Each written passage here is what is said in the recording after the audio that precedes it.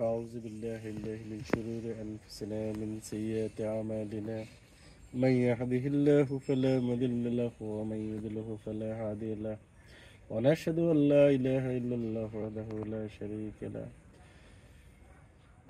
قال الله تعالى في كلامه المجيد والفرقان الحميد لئن شكرتم لعزيزنكم ولئن كفرتم إن عذابي لشديد الآية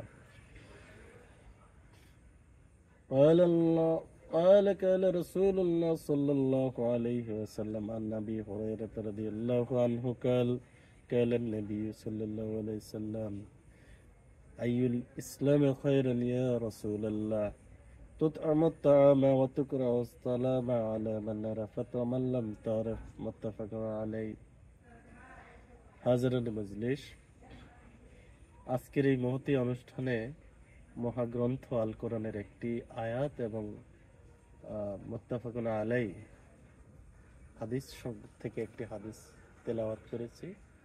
এর মর্মার্থগুলো আমরা একটু আলোচনা করার চেষ্টা করব। কোরআনের যে আয়াতটি এখানে আলোচনা করা হবে সেটা হলো লাইন শাকারতুম লাযীযান্নাকুম ওয়ালা ইন কাফারতুম ইন্না আযাবি লাশাদীদ।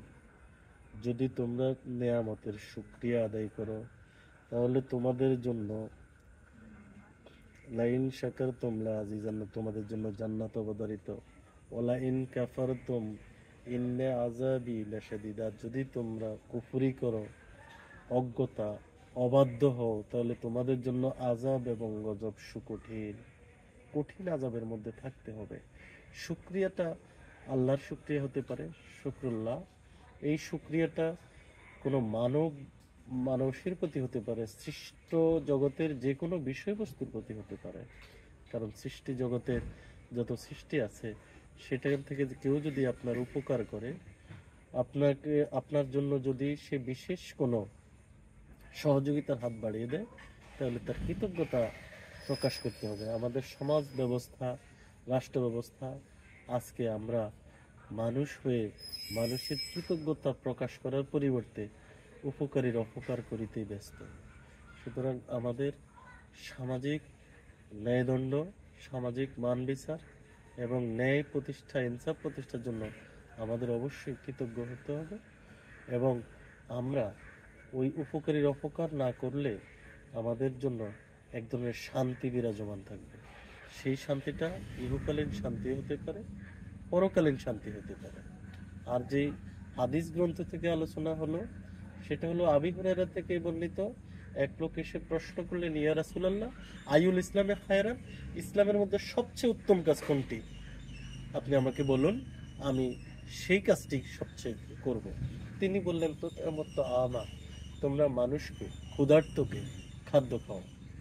অতুকরিহু সালামা আলা মান আরাফতা ওয়া মান লাম তারিফ, তোমরা ওই মানুষগুলোকে তাদের উপস্থিত অনুপস্থিত প্রত্যেক অবস্থায় মানুষের কল্যাণ কামনা করো। আজকে সমাজ ব্যবস্থায় আমরা একটা জায়গায় বসে একজনকে দেখলে ভাই, গুরু, শিষ্য, ওস্তাদ অনেক সম্মান প্রদর্শন করি, কিন্তু তার সামনে থেকে চলে গেলেই আমরা তার সম্পর্কে আজে বাজে কথা বলি, নেগেটিভ কথা বলি, আমরা তার সমালোচনায় মশগুল হয়ে যাই। কিন্তু আল্লাহর নবীর কথা হলো যে মানুষের উপস্থিত এবং অনুপস্থিত প্রত্যেক অবস্থায় তুমি তার মঙ্গল, তার কল্যাণ কামনা করো। কোনো অবস্থায় সামনে প্রশংসা করে পিছনে বন্ধ করো না।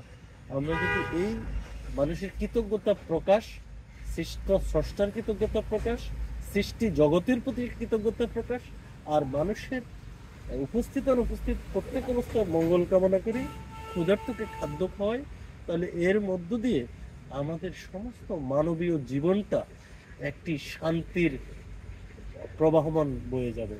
আমরা পরকালীন জান্নাতের আশা করি, কিন্তু আমরা আমাদের এই পার্থিব লয়টাকে, আমাদের এই জগৎটাকে আমরা বেহেশত করতে চাই না, আমরা এটাকে শান্তিপূর্ণ পরিবেশে তৈরি করতে চাই না।